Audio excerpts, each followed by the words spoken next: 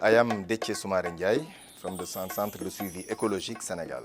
The biggest issue resulting from climate change in Senegal is sea level rise and storm surges. And these issues are affecting the coastal area in Senegal. Senegal has 700 kilometers of coastline. You have more than 50% of the population living there.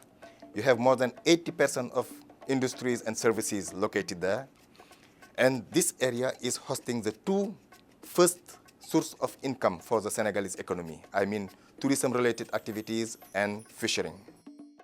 Joal, they have a big area where traditionally they grow rice. They were not able to grow rice because of salinization. This local women association, Dynamic Farm, was had in charge in the area of Joal, one of our 3 areas of intervention. They were supervising the building of an anti-salt dike. At the beginning, they appeared as the weakest entities among the 3 executing agencies. But at the end of the day, they are maybe our success story in terms of achievement. And they did it very well. Of course, we had at the beginning to support them.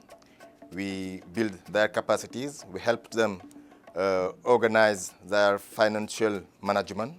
But they were the only one on the ground working all the day with the other actors, and they did very well. So thanks to this adaptation-funded project, we have been able to build an anti-salt dike, which allowed to reclaim these lands from salinization. They are able to grow rice again. But the fact is that in the coastal area, this is an important touristic area, but you have also traditional communities of fishers living there. And houses and hotels are mixed in this area. You cannot protect houses without protecting hotels.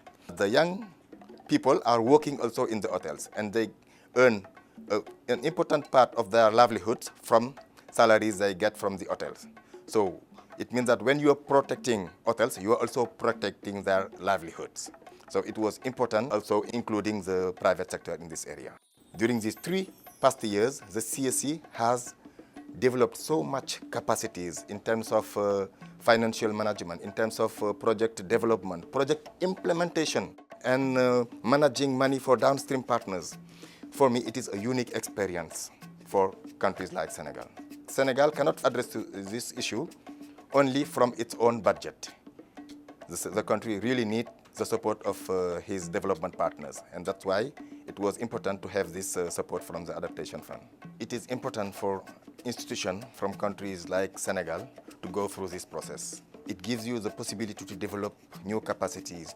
It was really empowering. Even in the sub-region, you become a sort of a reference. Now you have many countries coming to CSE, trying to share our experience, to learn from our experience. And at the national level as well, you gain much more recognition from the national authorities. People come to us, even if they have to develop a project outside CSE, they come to us to get our support. And now CSE is coordinating this big program, including 11 West African countries, thanks to the status we got as a national implementing entity for the Adaptation Fund. We are much more ready to go through the new process with the new funding mechanism. From start to finish, we've had a wonderful experience with the Adaptation Fund. Jërëjëf Adaptation Fund.